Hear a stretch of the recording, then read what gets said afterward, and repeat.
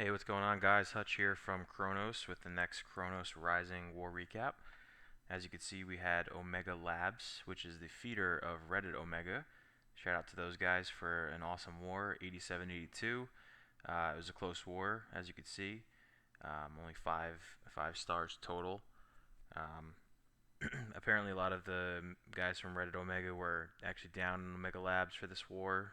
I guess typically they run a little bit of a lighter weight, but it was like I said, awesome war. Let's take a look at the war map here. They struggled a little bit with our 11s, but got three of the four of them two-starred. They left a 10 on the board, but they had 1, 2, 3, 10, all 10 triples down to wingling, 9, 10, 11 or 9.5s. And then the rest from 12 down are 9s, and we had 1 9 left on the board. So they left 1 9, 1 10, and an 11 two-star on the board. All right, let me just double check that here. Yep. And then on their side, we got a 56%, an 80%, and a 71% on their 10 all 11s. We tripled all of their 10 all 10s, 4, 5, 6, 7, 8. And then 9 down is their 9s, which we took out. We used a couple 9.5 hits and a couple of 10 all 10 hits, actually. Dips on their 9s just because it was getting kind of close to the end of the war, and we didn't think one of our 9.5s was going to show up. We had all the 10s cleared, and we had like 2 or 3 10 all 10 attacks left, and we just told them to dip down and just secure that win. We expected them to get about 85 or so. So we wanted to just get past that 86 hump to secure the win. But again, great war. Shout out to them. And without further ado, let's get into it. We're going to show all the 10 all 10 triples. Some of these are dips. Some of these are 10 all 10 on 10 all 10. And I think the ones that are, 3 of them are fresh. Both the 10 all 10 ones and one 10 all 11 one is dip, but it's still fresh. But most of these are all bowlers. This one he actually does something pretty interesting. He does kind of like a double giant walk. He gets the healers on the giants, lets the bowlers kind of go to work without having to worry about getting hit on each side to create the funnel. Works out pretty well. That might be like a new up and coming thing. He breaks into 2 layers of walls here, which is pretty awesome. You see a wall breaker snuck in there and got in. That helps him out a lot because that spreads those jumps around pretty far into that little checkered core. He gets to drop one on to get into that little core there, and then he drops one on the CC, which opens up that whole core area. So you can see there the bowlers are doing work. I mean, once these bowlers are in a core of a base, they just fan out to the sides and just throw rocks, and then those rocks bounce and kill 2 layers of things. It's pretty incredible. You can see Mike here is just doing work on this base. I mean, this thing is crushed. Thing is all gone. So I'm gonna fast forward here. Just some trash cleanup buildings left. He's got his healer, one healer on his queen on the right hand side with a bowler. She's full life. His king's almost dead, but his grand warden's full life. And like I said, just trash cleanup. So we'll go 4 times on this. Great hit, Mike. I do not. I believe that was actually fresh. I believe that was fresh. Okay, so the next one is Samir on number 5. Funny enough about this base, their number 5 and our number 5 had the same exact base layout, which was pretty interesting. So they fresh hit, tripled, Town Hall 11 tripled our version, and I actually tried to do the same exact thing on their version, fresh, and failed like a loser. So I think a Town Hall 10 tried this too and failed, but Samir coming in with the mass miners, which he's been doing a lot of lately. He had a mass miner 10 on 10 triple last war as well, if you watched our last recap. His queen gets stuck on that Lava Hound, but that's okay. She's going to take that out and get some more defenses out of the way. He's got a ton of miners just ripping through this base. It's an interesting attack to record because you almost can't even see what's going on. You see buildings disappear. But look at that big pack of miners right there in the core. They're just shredding through stuff. As soon as they pop up, bang, things go down. That one Inferno that's left, but this base is shot. The Queen's gonna come around, take that Inferno. There's 2 defenses left, and you got control Tesla and some builder huts in the corner, but there is a lot of miners left. If you look at all of them burrowing underground there, they split even. He even gets the split. Great attack. Okay, the next one is going to be number 6. Wingaling is our 10 hull 10. This was a 10 hull 10 on 10 hull 10 fresh triple. So he's going to go with the double bowler walk to create the funnel, which seems to be big right now. He's got his golem in the middle, the tank, wall breakers go down, max bowlers out of the CC, and some more bowlers from himself.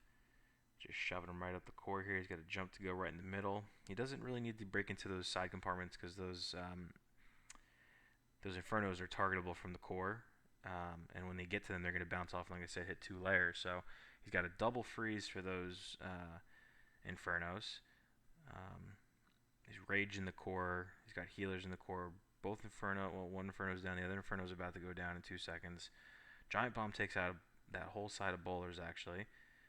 He's got a few back-end loons that are coming now to help him out. He's got bowlers working the inside. The outsides, top and bottom, still in their bowler walk, which is huge. It actually looks like that saves the raid for him here. As the bowlers are making their way around, he's got a queen in the middle still, with a golem might tanking, it looks like. Yep, that thing just went down, so now the Tesla's on the queen. Let's see. The bowlers are still doing work. It looks like, oh, he's got the queen ability, pops the queen ability, takes down that Tesla. So now you just got, the AD goes down, you got Archer Tower goes down, so now you got the Inferno and a cannon, and that's it.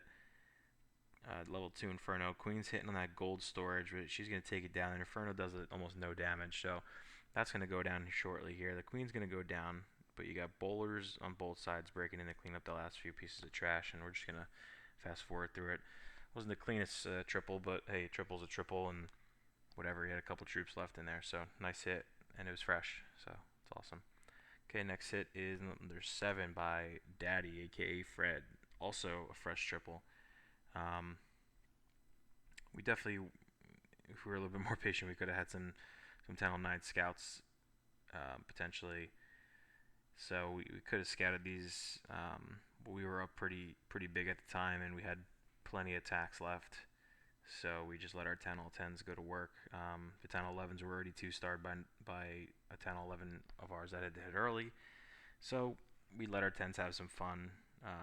Like I said, a couple 10s had to hit down on 9s, but you know, that's just the nature of the game sometimes. You know, I wanted to be sure that we can lock this up and close this war out, because you know, we know that we're facing a good clan. They could come back you know, at any moment. So he gets his bowlers in the core. Freeze goes down.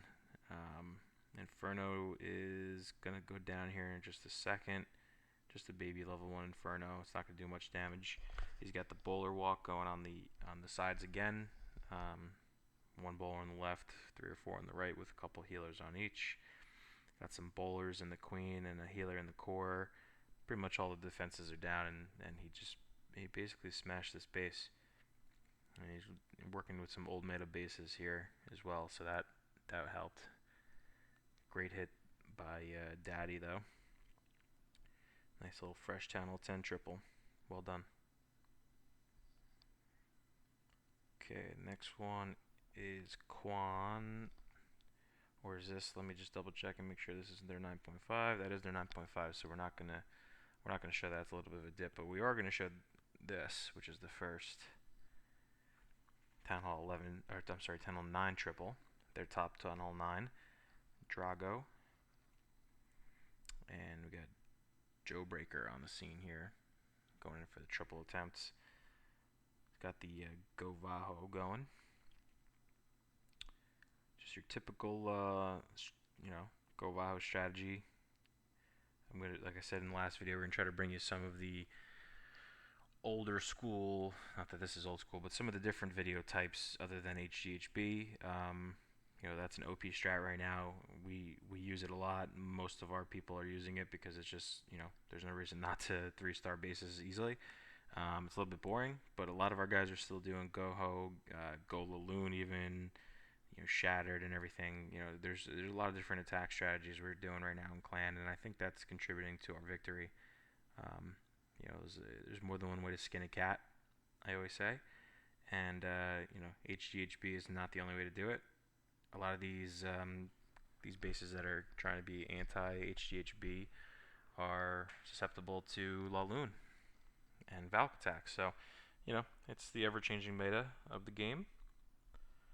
But Breaker comes in here and he's got 9 hogs in the bag and a heal. And this base is 60% gone. There's only 4 or 5 defenses left. I got the pleasure of watching this live. Very exciting. 30-30 on 30-30, just max going at it. Got his queen ability still. He's got 5 hogs in the bag, and there they go. The rest of those hogs meet up. Take out the Tesla, take out the cannon, and that is that. Crush that base. Well done, Breaker. Just some cleanup here, 4 times it. Well done. Okay, the next one we're going to show is 12. Now this is kind of a dip. This was a 9.5 on a 9. But I want to show it because it's a really cool attack because it's miners at the Town Hall 9-ish level. Or even 10 level. You don't really see too many miners at Town Hall 10. It's mostly 11 on 10 dip with miners. But Jared, is 30-32. So hero-wise, he doesn't have a ton of an advantage, but he's got the troop capacity, the spell slots, and all that, and the miners in general. So, like I said, it is a bully, but it's a really cool attack that you don't really see too often. So he just he goes right in, right at the queen with a golem, 1 golem, and actually he's only got level 4 golem, so he doesn't have the advantage with the max golem there. But he pops his king's ability to take out the queen. The CC comes out. He gets some poisons down. He's got a heal down. And now he's going to start the miners, and there they are. Right there's a big group of them. Oh, no, look, you can see him spreading them. 2 little double finger drop there as his queen does some work. She's going to take out some of those core items. And these miners are just going to go. He's got some more coming in from the back end. These miners are just going to go around this whole base and absolutely crush. He's got a rage and a heal in the bag for these things. He drops the rage in the right pack. They encounter bomb. The Tesla field pops up. Drops a heal on them for the Tesla field. They get healed underground too, which is incredible. So they only get hit when they come up, and when they go underneath to go to the next defense, they get healed. So it's incredible. Obviously, it's OP at Town Hall 9, which is, I guess, why they didn't give them to Town Hall 9s. But, with no Infernos and stuff, it'd be like if Hogs targeted any type of building. It'd be a problem. So Jared runs this over 4 times this, get this over with here. It's, like I said, a dip, but a pretty cool attack that I wanted to bring you guys.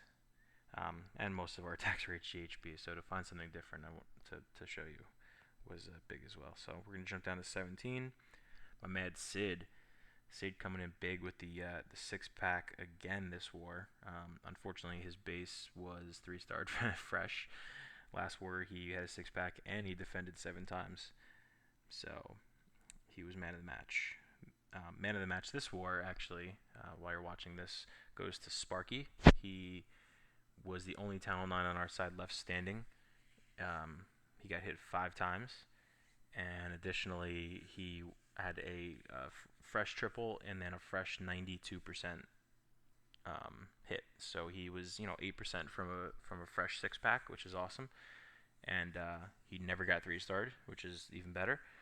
And he took 5 hits away from them, and I'm not sure if their 9.5 dipped on him. He might have, but still very impressive defensively. But as you can see here, the kill squad for Sid just takes out 30% of his base, and the pathing here is just awesome.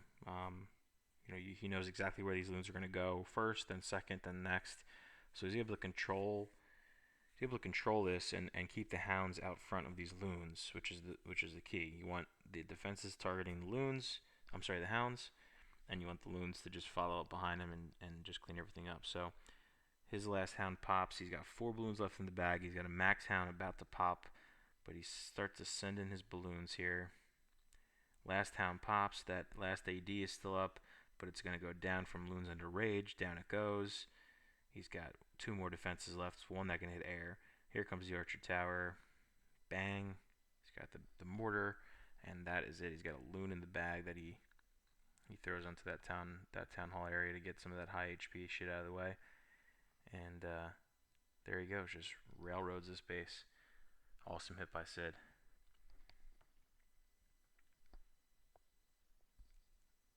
Okay, and the last one we're going to show is actually the last hit on the entire map. It is 30 by Dank Nuggets. And he's going to go with the Govaho as well. Like I said, he's got two golems coming out, one of the clan castle, one he built. Some wizards to start the funnel. And like I said, I'm not showing HGHB. We all know what it looks like and how easy it can be and how OP and how weird of a strat it is and how 1 second you think you're gonna fail and then you 3-star, and then 1 second you think you're gonna 3-star and you fail. So I'm gonna try to bring that as little as possible, unless it's just like a ridiculous wipe out of a base that's just like so funny to watch that I have to show it. But he starts his kill squad in here with the jump. He's got the Valks. He hits the Tesla farm right away. Nice hog up north to take out that cannon for free. He's got a heal down for these Valks. They're gonna shred through these Teslas, which is awesome for him. Looks like it's only 3 of the 4. The 4th one is down a little bit. So his Valks, he's got 2 Valks left. Just pops his King's ability. Nope. Okay, so the King and the Golems take the jump back into the... That's an incredible job by them, clearing that whole compartment and taking the jump back. Now they're going to go after the Queen. They pop a double Giant Bomb set as well. And it looks like the Queen is at full life. She's still got her ability. The enemy Queen is up, but he's got the King's on her. The enemy King comes over to help. He's going to take out his King. Queen kind of goes for a walk by herself to start taking some stuff out. He's got a Golem half-life down in here. Here comes the Hogs from the north. They're going to come in and take out some of these defenses up here. And there should be one more double bomb set on the map, so let's see. It looks like he's going to run into it here, although he pops a heal. Hogs give him a little bit of a split. Let's see what happens. Nope, that's not where the bomb set is. Did he must have already tripped it, or is it 2 more singles? I'm not sure. But nothing has been tripped yet as far as bomb set. If there's one in the Queen compartment, that's weird. Maybe it was somewhere else. Oh, there it is. The Queen just popped that set. That's not a good set. And that's it. The last defense goes down. He's got a couple troops left for cleanup still. I'm going to fast forward through this because this base is crushed also, but awesome job by Dank Nuggets there. And again, awesome job by everybody in Kronos. We are 2-0 since the merger. 2 like pretty decent wars of clans that we've heard of. Again, we'll take a look. 87-82 victory, 96.9% and 92.53%. With some quick war details. 27 3-stars to 24 3-stars. So great war again, Omega Labs, and that's it for now. Thanks for watching, guys. Don't forget to subscribe.